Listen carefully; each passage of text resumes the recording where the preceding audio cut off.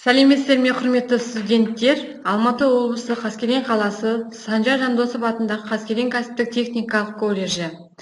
Бүгінгі біздің сабағымыздың тақырыбы жаңа сабақ тігін машинасында жұмыс істеуге пайдаланатын құралдар мен бейімделген тетіктер.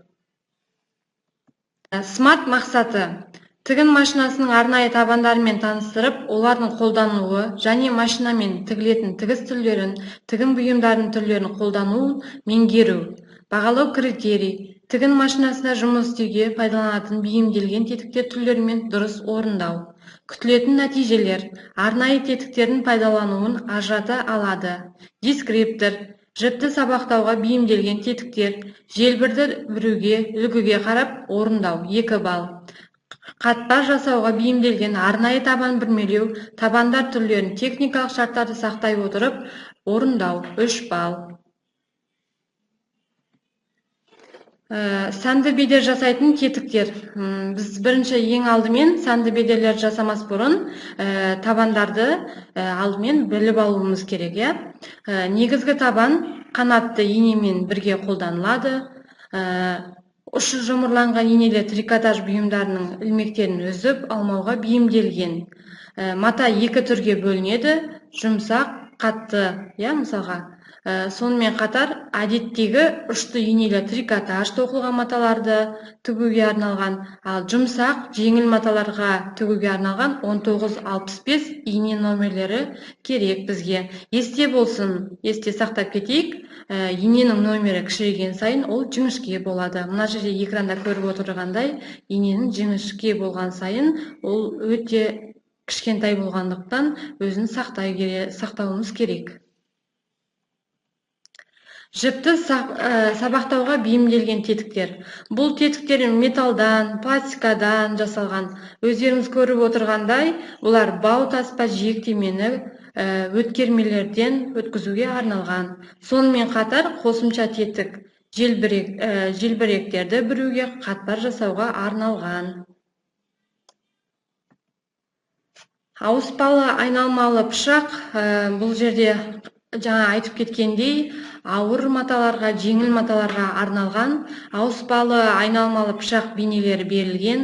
Оларды көлемі 2 түрлі болады. Сонымен қатар бізде еңбек қауіпсіздігін сақтау үшін пышаққа жинамалы жүз орнатылған. Ауыр маталар киіз, алаша жолағымен бұйым пішкенде үлкен пышақ пайдаланады, ал керісінше жеңіл маталарды пішкен кезде көлемі кіші пышақ қолданылады. Роликті пышақпен жұмыс істегенде арнайы төсеніш қолдануымыз керек. Қайырмалы сызғыш. Бұранданы босатып, сызғышты қорғау арқылы тігістің енін реттейді. Тігістің минималы 2 баспа табанның оң жақта бөлігінің еніне тең. Жағаның тең қайырмасының белбеудің параллель тігістерін реттеу үшін қайырмалы сызғыштың бұрандасын пайдаланады. Сызғыш қозғалмайтын сызғышқа бұранда көмегімен бекітілген. Өздеріңізде көріп отырғандай, бұл жерде беріліп отыр. Бағыттауыш минималның платформасы арқылы жеңіл маталарға, ауыр маталарға, яғни күрделі бекітіліп отыр. Бағыттауыш кірме бұранда тәрізді жасалған, ол табанға қарсы орнатылған. Арнайы табандар. Арнайы табандарымыз ілмектер жасауға, бедерлі тігістер орындауға, бау тігуге, көктеуге, жеңді тартып жазуға, бейімделген тетіктерді табандарда қолданылады. Түйме қадайтын табанның 2 қысқартылған бөліктері бар. Ілгек жасауға бейімделген табандардың негізінде арнайы жолақтар жасалған. Жолақтардың науашасы бойымен ілгектің торланған жиегі өтеді. Дөңгелек саңынаулар қосымша жіптер үшін жасалған. Жиектеме салуға бейімделген табан. Табан жиектеме салуға арналған табанның 2 бөлігі бір-бірімен стержен арқылы қосылған. Операция орындарда жиек стерженнің үстімен табанның негізгі астына өтеді. Арнайы тетіктер орнықтырғанда ескеретін қауіпсіздік ережелерін міндетті түрде сақтауымыз керек. Орналастыру кезінде аяқты педалға салмауымыз керек.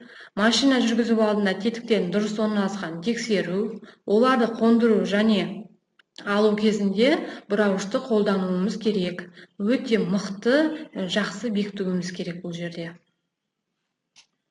Сонымен қатар бүгінгі сабағымыз сіздерге үйге берілетін тапсырма Платонс платформасына салып жүктеймін.